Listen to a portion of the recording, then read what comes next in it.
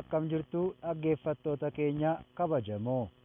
Qophii addaa keenya guyyaa har'aatiin haasawaa ajajaa olaanaa ABO kabajamaa hawaasa Oromoo Ona Gidaamii fi Beegiif dhimma imala bobbaa gara Finfinnee tarkaanfii waraanni bilisummaa Oromoo fudhachaa jiruu fi kallattii gara fuulduraa ilaalchisuun dubbatan qabannee isiniif dhiyaanneerra. Akka hordoftan kabajaan isin affeerreerra. Waltaaneetu gaara dhiibaa jirra akkasii miti. Kanaaf gaara sana jigsuu qabna moo hin qabnu? Gaara kana jigsuu bigaa tokkummaa wal dhaga'uu sana waluma dhaga'uu waan biraa isinirraa hin barbaannu. Gori karaarraa jennaan gori. Ol gali jennaan ol gali. Bobbaa qabna, madaa qabna kaasii jennaani fal'aanaa fi shukkaan kaasiif. Ilmaan keeti ka dhufee aspaaltii gubbaarra dhiigni isaa dhangala'aa jiru sana kaasi. Tole Oromoo. Tolee asiin dhageessanii asiin dhangalaastammoo tolee isuma dhugaa laphee keessan irraa fudhattanii hojiitti hiiktani.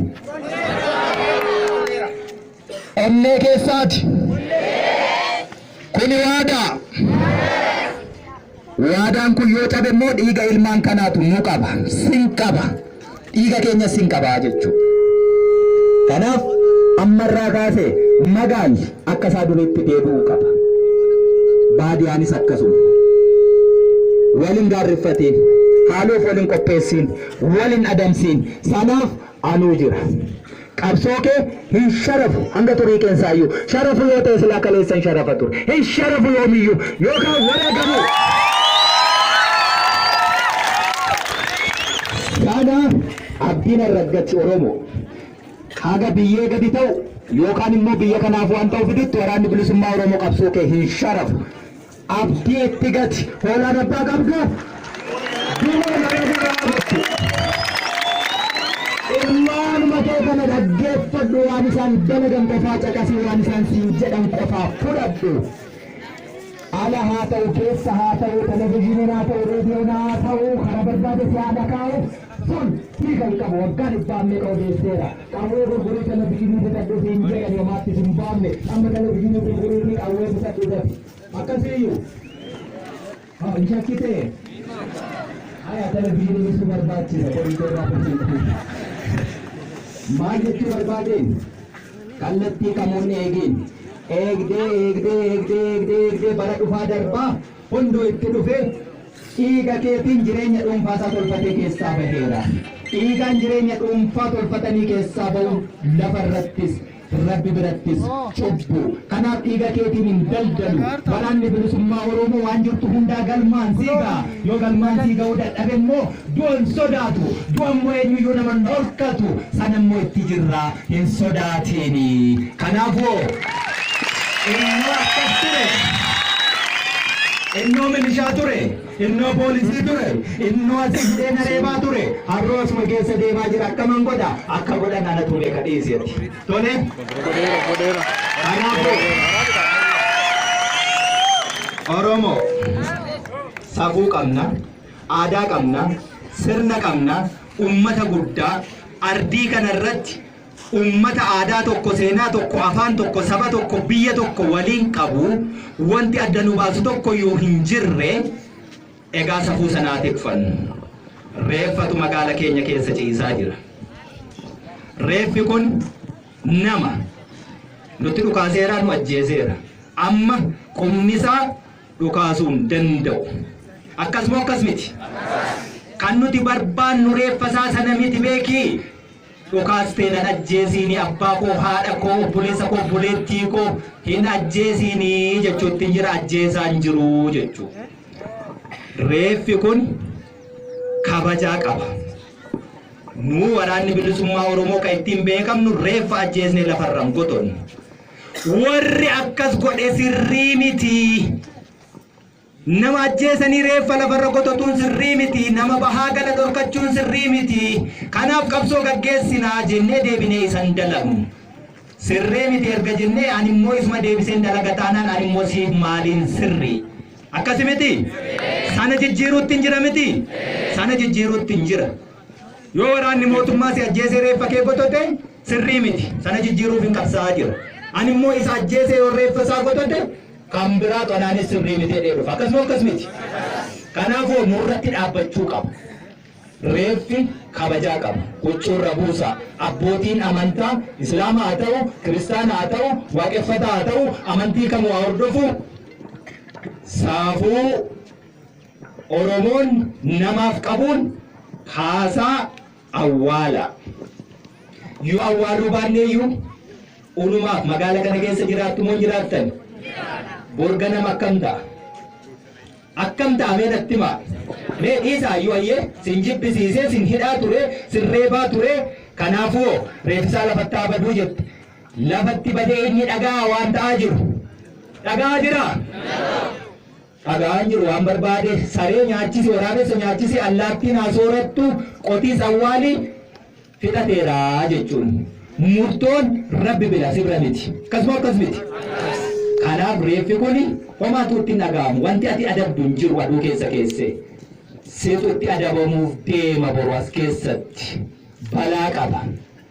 Hin bula, hin oola, roobatutti ba'a, aduutitti ba'a. Akkasuma akkas miti. Silmatu magaala kana keessa jiraata. Bakka qabachuu qabamoo qaburee. Wal dhageenyerra yoo taane tokko asirraatti jalqabna.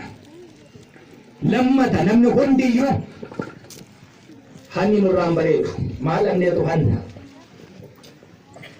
Maal abdee hatta? Oromoo dubbachuun nama qaanessa. Maaliif dhimma keenyatu akka qaleessaa miti? Duuti keenyi gatii qaba. Iyyi keenyi gatii qaba. Imimmaan keenyi gatii qaba. Dhiigni keenyi gatii qaba. Hin sharafamtu. Duuban deebitu. Qabsoo bilisummaa Oromoo waltajjii addunyaa irratti dhimma goonee qabsiifannee jirra. Har'a Itoophiyaa keessatti taatee ta'u keessaa tokko taatee naannoo Oromiyaa irratti ta'u addunyaa guutuutu gurraan ijaan caqasuutti jira. Wanti nuti goonu yookaan akka biyya taanu yookaan akka biyyaa baanu nu taasisa. Yeroo hedduu injifannoo akkasii arganneerra hin guduunfanne. Maaliif uummata waa ajjeesuu, waa balleessuu, waa barbadeessuu, waa gubuu, iyyuu, wacuu malee dhiiga isaa akkasittiin dhangala'utti guduunfaa gochuu hin dandeenye jedheetu bara dhufaa darbaa meeqatu amma ija baasee nu eegaa jira. Akkam goone immoo mataa ishee walitti buusne amma immoo waggaa 20-30 uummatittii kana binneedhe. Uummatittii kanaati boo uummata guddaa kana miti ati. Wal bulchuu hin dandeessu? Beekaa dhabde? Qabeenya dhabde? Biyya dhabde? Maal dhabne ree kanaafi maaliif yeroo hundumaa bulguun ija nutti baasa? Kan inni akkasitti ija nutti baase ofii keenya guduunfaa itti hin goonu. Iyyine, sirbine, galle maal aarsee ciisaa sana akkasin godhin. Hundumti isaa eegumsa qabaachuu qaba. Qawween yoo sirna hin qabaanne bala. Rasaasni amma magaala keessa baadiyaa keessa deemtanii dhukaastan dhiiga.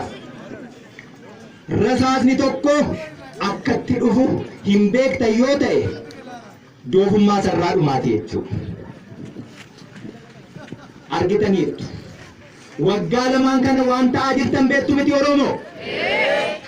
Hin beektanii? Hidhaa keessan turre? Ekeraan du'aa mana nama tokko tokkotti balbala rukutattee gadadoo keessan turre? Baatanii galuun hin ulfaanne?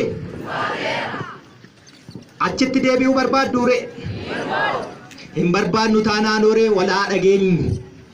Reeffa kaasii awwaalii mana keetti galii hojii idilee keetti deebi'i.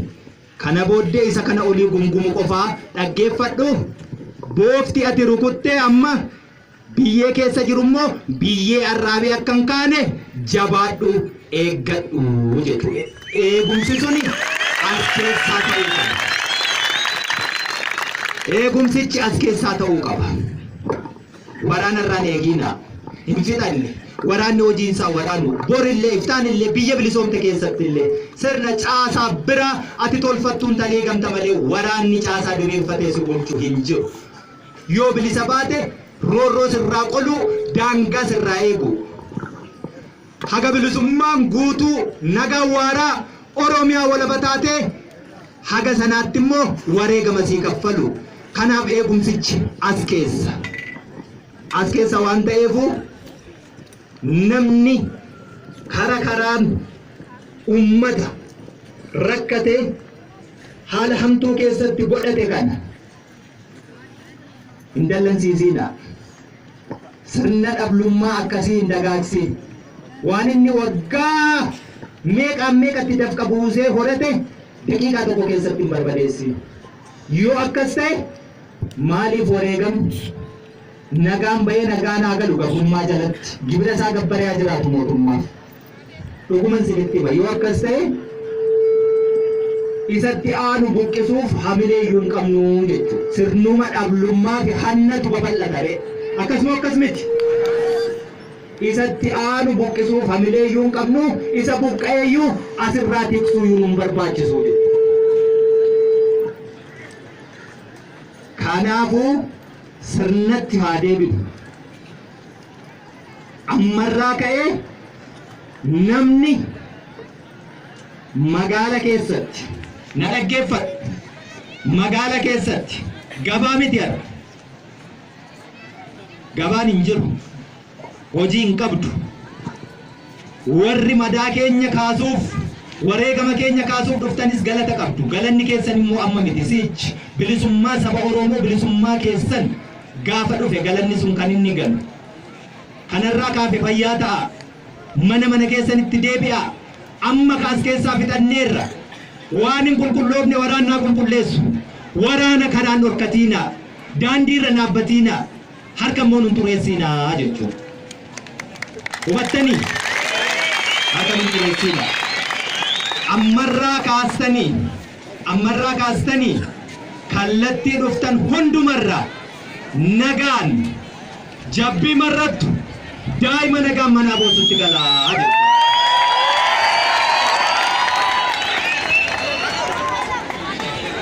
Reeffa amma jiru dafaa kaasaa abbootiin amantaa warbaati. Daddafaa jechuudha. Kan armaan olitti dhaggeeffachaa turtan haasawaa ajajaa olaanaan ABO Ona Gidaamii magaalaa Gidaamiitti onkoloolessa 31 bara 2021 taasisanidha. Itti aansuun dubbii ergaa jajjabduu qabdu Ona Begii magaalaa Begiitti dubbatan akka ittaanutti isiniif dhiyeessina. Raadiyoo Harraata Biyyoolessa Oromiyaa irraati. Ammallee nu faana turaan affeerraa keenya. Kun bobbaa marsaa lammataa bobbaa imalli gara Finfinnee handhuura diriiramne bakka silmiin tun taa'ee handhuura keenya irraa dhiiga bara baraan tuutaa ture sana buqqisnutti bobbaa marsaa lammaffaa Beegii fi Gidaamiitti eegalle yaa milkoomne yaa buqqisne itti fufaa.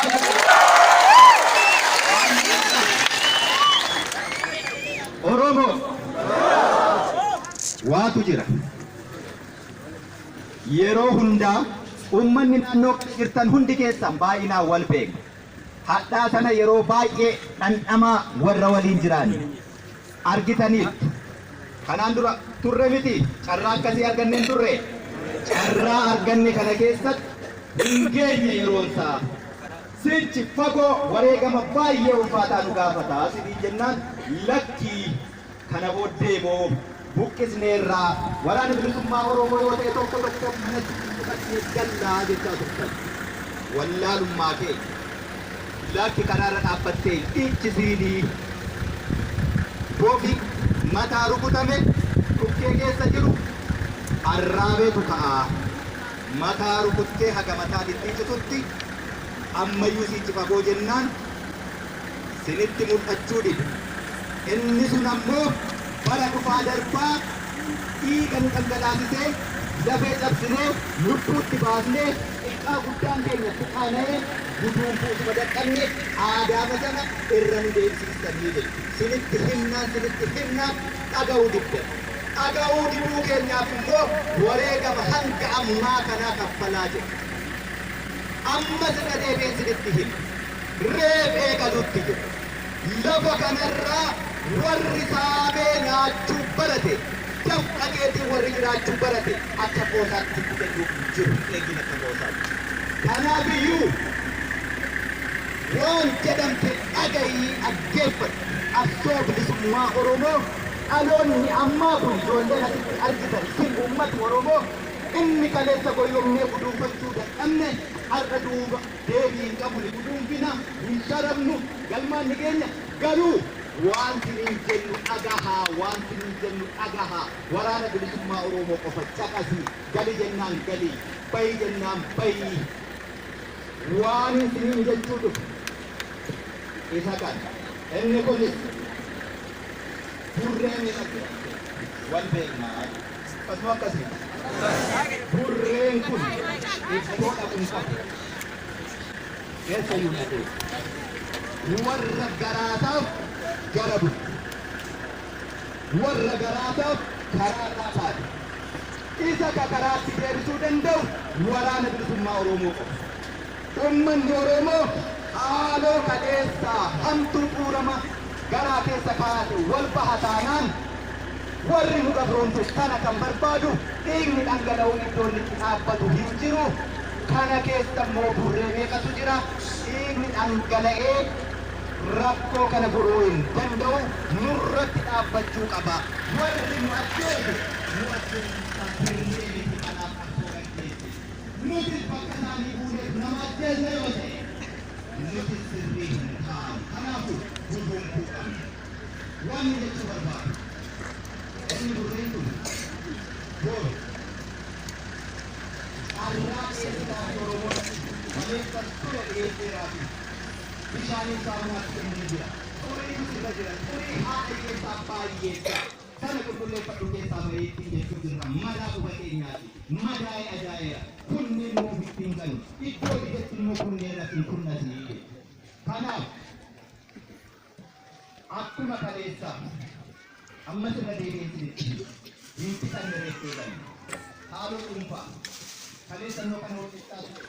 Waggaa amma kanaaf waan kanaatti namuudhanaa ture. Lafa koorratti manni barnootaatti ijaarame, lafa koorratti masjiidatti ijaarame, lafa koorratti bataskaanatti ijaarame, lafa koorratti waldaatti ijaarame. Kun immoo seeraan ala mootummaan akkas na godhe seeraan ala waan irraa fudhatame kana har'a carraa qabsaa'eera deeffachuu hin qaba. Kana bilisummaa boodayyuu furuu hin dandeenye. Bataskaanatu lafa kanarratti seeraan ala ijaarame yoo ta'e bilisummaa boodayyuu murtii seeraan barbaada. Waggaa 20 ijaarame irra ta'a yoo ta'e hiikuu dandeenyaa. Ummata akkasiitti nuti kanaafuu keenya dhangalaa kanaafuu waan murtoo seeraa barbaadu murtoo seeraa barbaadu sitti bilisummaa booda teenye gaafa bilisoomu itti deemnee shakkii ishara akka kaleessaa hiikannee kan inni hiikannee kan itti as keessa inni har'a lafa isa iddoo seenuu qabu nama jala dhoksaa jira nama hedduu argaa jira wallaala akkasuma akkas wallaala jira itti fakkaatti waan baqannu ta'e hin baqannu yoo gochuu hin dandeenyu ta'e ni wareegamna.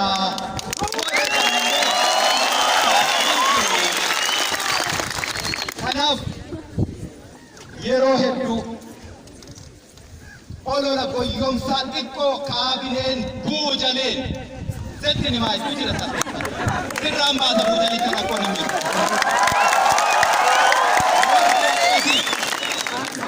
engadduma ennaa qeellamii dhukaasaa turre asumatti humnaa walitti isin qabe wanni qondaalatti ta'e wanni qeellamitti ta'e magaala keenyatti akka hin dhufne itti saasiniin jechaa ture maaf hin itti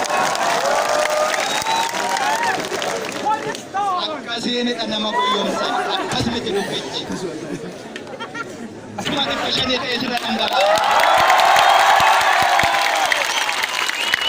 gochuu ni dandeenya waan gochuu dandeenya bakka kaleessa turrerraa meetira 5 namni fagaatee hin jiru yeroo sitti himan yookaan sagal ajjeesne yookaan akkas goone yookaan baqatee kun nu biyya akkasiin bahee abboo Oromoo miti ati? Kanan beektu? Haa galasaan beektu?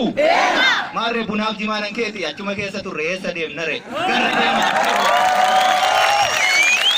Hin koyyoomiin garri deeman hin jiru. wareegama immoo namni dhorkatu hin jiru.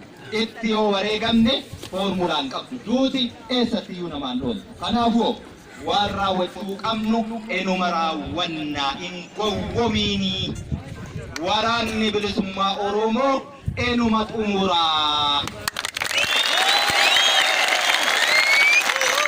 Sadi taatee isaa deemtuu rasaasni qawwee ishee keessa jiru sadii isaa ta'u garuu dubbeen qawwee miti.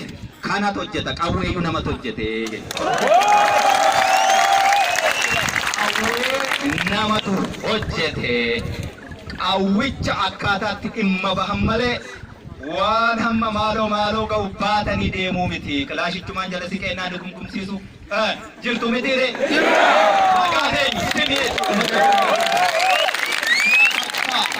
Bitaan mirga ida'amii irratti jiru kaleessa buqqisnee galaanatti gadu. Kanaafuu inni kan baqa jalqabeenyaan iddootti dhaabbatu hin jiru ariini harkaan qabuu qofa. Asitti wal geessan kun humnaan sin baafne moo roorroo bara dheeraa sin qelqelsaa turte sin keessa jirtu dheebuu bilisummaatu asitti walitti sin qabne. Sobdumnaa walitti sin qabne qawwee. Humnaan miti too humnaan ta'ee wanti dhufee fi waraanni bilisummaa Oromoo as keessatti dhukaasa eegalee dhiigni keenya as keessatti dhangala'uu eegalee dhiigni dhangala'ee osoo hin qooriin ummanni Oromoo sabni guddaan hangana geessu kun dachee kanarraatii qottee miti kophee keetiin haateellee yoo irra facaaste dachee waa hunda ol siin magarste dachee akkasiirra taa'essee fal'aanaa fi shukkaa waliin saamtu. Akkuma walitti dhufuuf qabara dhufaa darbaa siin galee hattuu jechuun maal dhabde? Dhiigni ijoollee kanaa beekin qoorre jira asuma keessa. Mana barnootaa saamuuni, waajjira poolisii saamuuni, mana qorichaa saamuuni, mana baankii saamuuni gabroonfataan abbaan irree cunqursaan gaafa deemu beeki mana kana buqqifateen deemu. Akkasii hidhiin tuuti namni hidhii tuutu nama waa gochuu hin dandeenye ati waa gochuu dandeessa waan sitti himan hojiitti hiiki. Akkamitti wal saamtu?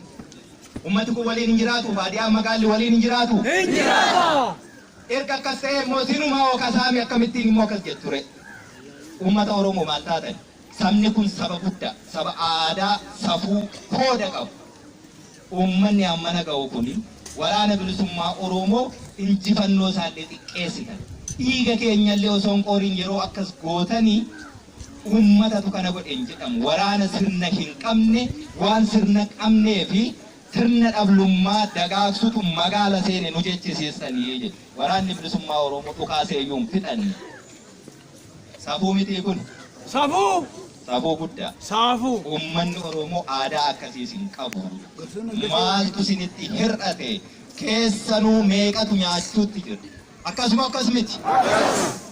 Osoo silaa mootummaa abbaa qabdu taatee ummata ilmaan isaa of keessaa baasee ummata ofiin of bulchu ta'ee dacheen Oromiyaa kun osoo hin qotiin irraa nyaanna. Akkasuma jechaan ture kunis. Kanumas dhugaan jiru.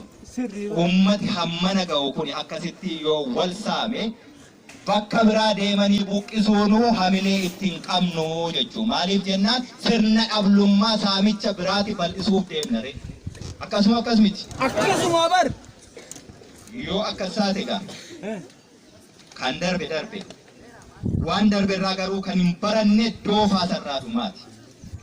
Wallaalli waa hedduu nu goote. Ummata beeku osoo ta'e mirgaaf dirqama isaa beekee waan barbaadu beekee silaa waggaa 100 fi kanaa ol gabrummaa jalayyuu hin teenyu turre. Ummata keenya keessa wanti jiru nama birrii 50 ilmaan kana fakkaattutti birrii 50 beeki.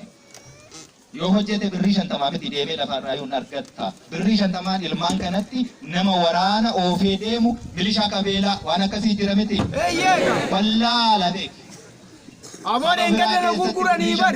Miti biilee 50 biraatti ilmaan isaa wallaala akkasiitu nu mudate kanaaf gabrummaa jala jirra kanaafuu siniituun osoo beektu ta'e mirgaaf dirqama keessan beektanii dhamdhama bilisummaa beektu ta'e yoo akkas ta'e maaliif walii qabsaahan saba bilisa ba'eef wanni ati qabsooftuuf hin jiru jechuudha. Maal jennaan mootummaa barbaade kaachuu yoo isaaf hin taane immoo buufachuu ni beeka ni danda'as. Nuti hin dandeenye kanaafuu isiniif qabsaa'u jira. Wallaala keessan irraa ilaalutti hin jiru. Isinitti himuutti hin jira garuu. Nutti dhukaasutti jirra. Kanarraa kaafee uummata nagaa qulqulluu itti bu'aa jirru. Isintu wal dadhabee walitti bu'uutti jira. Kana dhaabneetu gaa. Waraanni hojiinsaa sintiksuu waan asii buqqise akka inni asitti hin deebine ittisuu awwaalasaa fageessuu maal jennaan kosii asii haranii balbala kaa'u. Kan amma kosii harree balbala jira beekin fagaanne fageessuutti deemuu jirra. Kanaafuu hojii nuu salphisa. Hojii akkamii waraana as keessatti hin barbaadiin. Namni akka kaleessaatti hojii idileessaatti haa deebi'u. Hubattanii? Hojii idileessaatti haa deebi'u. Inni baadiyyaas inni magaalaas wal keessa deemee walitti haa daldalatu jechuudha. Isa kaabineen baadiyyaatu magaala saamaa. Magaalatu akkas godhaa jedhee uummata aadaa tokko seenaa tokko qabu saba Oromoo afaan tokko dubbatu biyya tokko waliin qabu gargar qoodee aangoo barcuma bittaa siyaasaa saamichaaf ta'u turfachuuf tolfate sana riqichisuun addaan citeera. Wanni isin jennu akka barbaaddetti laphee dhiibii socho'e biyyi kan keeti seeratti garuu hin bu'ini. Seeratti hin bu'in achumatti dhiyeessi.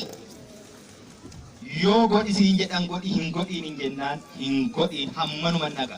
Ulee barbaadda? Barbaadu. Maali? Harree nuu beeki sirnaan leenjisanii ba'aa itti fe'anii chee jennaan injiffattu ni deemne. Namni hanga harree hanqata. Oromoo injifannoo keessan hin xiqqeessina. Saamicha nurraa dhaabaa, sirna dhablummaa nurraa dhaabaa, biyyan keessanii seeraan wal bulchaa, waraan isin bulchuu hin jiru, uummatatu wal bulchaa, kooree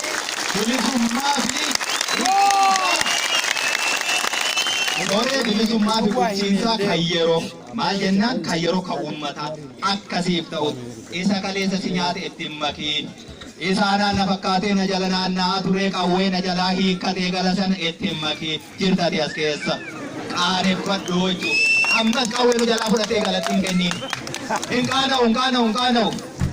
Hattuu anna bare harki maal tochoo? Dabeessa dheessa bare akkas boris itoo waasii tas jettee kuteen jechuudha ittiin kenniin. Qulqulluusaa akka saba tajaajilu. Fir'aantee amantaa jenni akkasitti uumiti. Na tajaajila ka jette bulchiinsa koree bilisummaa kan yeroo filadhaa. Kan yeroo ka jenne kan biyyaa hin tolfanne ariisaarra jira. Baqataa fi ariyaa jira. Gidduu kanatti uummati hin rakkatamoo rakkatu? Hin rakkata. Ba'ee galuun akka rakkoo hin taane bilisummaa jechuun nagaan baanii nagaan galuu nagaa qofaa fi tasgabbii qofaa isinirraa barbaanna. Abbootiin amantaa jaarroleen gandaa qeerroof qarreen shamarran hundi keessan isa kana nuu tolchitan jennaan wanti as keessa teenyuu fi hin jiru. Namni walitti hin bu'iin biyya biraa laala addunyaa kana laala nu uummata akka uummataattuu namaa jenneetiniin daabboo tokko nyaannee buluun nutti ulfaatu dachee kanarra teenye namummaa keenyaafuu siichi falmataa jirru addunyaan kun ilaatti na hanqatteettee gara ji'aatti deemaa jirti. Nama hin qaanessu. Nama hin qaanessu Oromoo. Wallaala akkasii keessaa bahuudha qabna. Mana barnootaa gubuu miti ijaaruudha qabna abbo. Waraanni bilisummaa Oromoo mana barnootaa gubuu miti kan inni deemaa jiru. Ijaaruuf, babal'isuuf, dagaagsuuf, tolchuuf, si barsiisuuf akkaati akka bishaan gabateerraa abbaan barbaade gara barbaadeetti sin dhoofne ejjennaa hirraafamne kan mataa kee qabaattee murtoo mataa keetiin sochootu si gochuuf malee ta'uu qaba. Akka barbaadeetti gara barbaadeetti akka sin dhoofne ta'uu qaba. Ammaa kaastanii suuqiin cufamee miti banameellee yoo taa'e ilmeen fuudhiini jechuudha. Sabni Oromoo hattuu miti. Sabni Oromoo saba guddaa hattuu miti yoo banaa taate sinii galee banaa ta'a yoo ta'e ilmeen fuudhiinii jechuudha. Uummata aadaa akkasii qabnu turre aadaa sana deeffachuu feenaa jechuudha. Warqii mormaa yoo lafaa argatte geessii barbaadi abbaasaaf deebisi. seerri lafaas kanaa seerri rabbiis kanaa jechuudha. Akkasuma akkasumatti. Hattuun immoo yeroo hundumaayyuu boolli isaa guutuu hin sooromtu yeroo hundumaa kiisiin kee uraa jechuudha. Maal abdeessan hojjette carraa hojiitti dhabe Oromoon malee hojjete jennaani wanti nuti asirraa gashinu Oromiyaa miti nurra darbeeyyuu Itoophiyaa miti nurra darbeeyyuu Afrikaan ni soora uummata gaanfa Afrikaa irratti saba guddaa akkasiiti nuti. Ittiin boonuu dhaqabna malee kana xiqqeessuu hin qabnu. Ammoo har'a hooggana badee warra garaat akkas nu godhee warra karabaataaf tiiviit akkas nu godhee hin jiru hin sharafamtu galmaan ni keenya. Kanaaf iyyuu carraan hojii sunis nu dhufaa waan hundumtuu ni dhufaa ofii keetii tolfattaa hanga galma ga'utti woboorraa waa hunda eeggadhu wareegama isaa immoo teeffadhu firii isaa akka inni akkuma bara dhufaa darbaa itti dhiyaannee harkaan qabannee erga jennee bilisoomneemee achii mootuu badee taatun taa kana kaleessallee jenneerra warri jettee tan hin jenne bilisummaan Oromoo mee alaabaa Oromoo isa kamtu dhaabbate guyyaan bilisummaa Oromiyaa yoomi mee natti yoomi daakki bilisoomne miti gaafa jette alaabaa kam dhaabbattee akkas jette guyyaan bilisummaa Oromiyaa yoom jettee seerri Oromoon ittiin bultu kami jettee sitti mitiire kanaaf isana warruma bilisoomnee ni jedhe beekaa jechuudha. Warri sun immoo iddoon jiru beektu dhaqnee sii cachiisa baasneetu bilisa isa baasnee bilisummaan kanaa dhamdhamiitti jenneetu barsiifanna wallaalaa keenya beekaa fakkaata malee.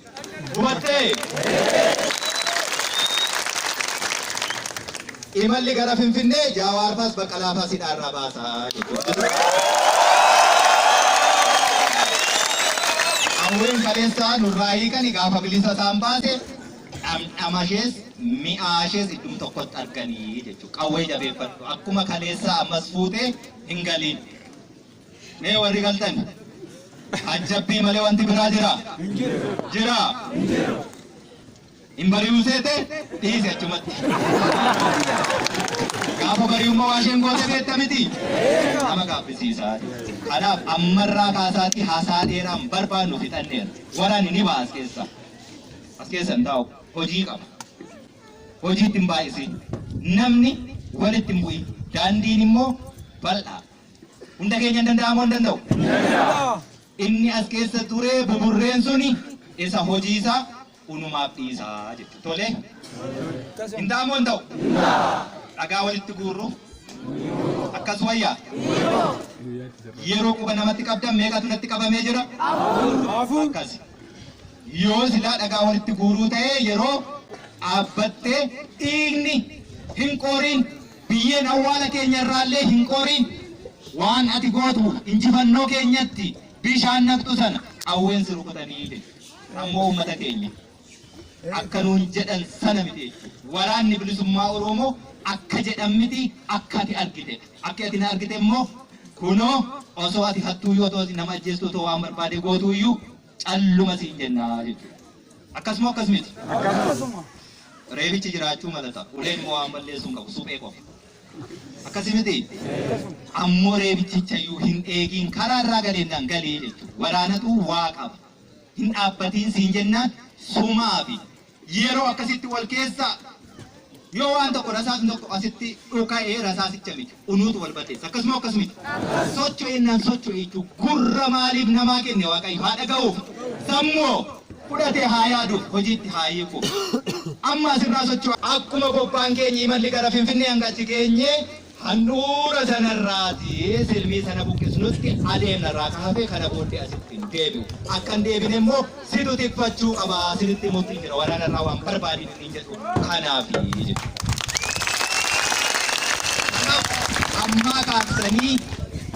Ammaa kaastanii mana keessanitti galuurra Oromoo nuti waan ittiin gargar baanu tokko iyyuu jiru. Waraanni bilisummaa Oromoo akka nuun jedhan miti akka nu argitanii kan isin jedhe. Ragaan sin kana beektuuf iyyuuti beeki wallaggi maal ta'e gaafadha wallaggi waan ta'e beeknaa bilisummaa xiqqoo tokko waraana bilisummaa Oromoo waliin ji'a tokko dhamdhamnee rammii oofti kanaaf du'uu jirraa jettan akkasi mitiire akkuma jenne immoo gooneerraa ummata injifachuun hin jiru addunyaa kanarraa mootummaan ummata lolee injifate hin jiru jechuudha ni ajjeesta ni hiita ni godaansista walitti naqxa wallolchiista yeroo fisu ummata immoo ni obsa haaloo kuufata xiiqii qabata yeroo booddee garuu ni injifata jechuudha injifanne ta'uu qaba indeebi'u asitti sabaaf sablammiin as keessa jiru sabni cunqurfamaa Oromoo waliin hiree tokko qabus nu waliin waggaa 100 jiraat har'as borus ittuma fufu ni jiraataa jiru. Akka nuun jedhamiti akka nu argitan kana ni jiraata. Ammarraa kaastanii koree bulchiinsaa kan yeroo bilisummaa haga waajjira poolisii haga abbaa seeraa abbaa murtii abbaa alangaa milishaa isa qabeelaa miti isa qajeelaa tolfannutti hanga sana tolfannee bulchiinsi uummataa diriirutti ofii keessaa wal bulchaa walii fila walii gallee rukuttaa qawwee dhiiticha sun halagaan bara hedduu sirraan ga'e eelaa isaa qabda narraan barbaadina daraa waaqa. Tolee.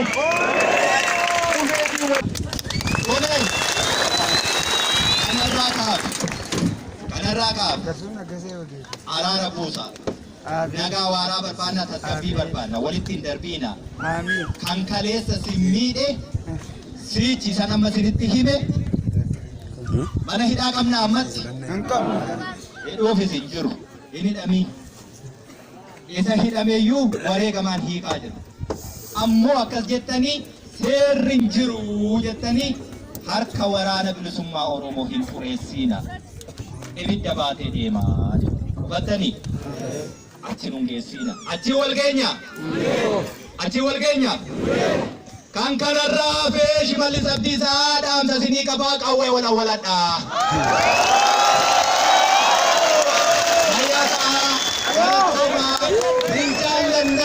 Waan biraa sinii goonu qabnu lubbuun kun foon kiyya keessa jira foon isaa keessa jira malee kan keessan iddootti Oromiyaan barbaaddeetti sinii wareegamna garii hoolaan abbaa qabdu. Egaan kabajamoo dhaggeeffattootaa fi daawwattoota keenya haasawaan ajajaa olaanaa ABO Ona Gidaamii fi Begiitti onkoloolessa 31 bara 2021 fi Sadaasa 1 bara 2021 geggeessan sababa rakkoon quunnamtii jiruuf yeroon qilleensarra oolchuu dadhabne akka kanaa olitti qindeessine kana fakkaata. Qophii addaa waraabbii milkii tarkaanfii bobbaa imala gara Finfinnee onkoloolessa 28 bara 2021 eegalee akkaataa arganneen jala buunee hordofnee kan isiniif dhiyeessinu ta'a. Impaayar Itoophiyaa afaan qawween ni diigamtii, Oromiyaan walabaa ni ijaaramtii. Injifannoon uummata Oromoof horaa bulaa deebanaa Sadaasa bara 2021.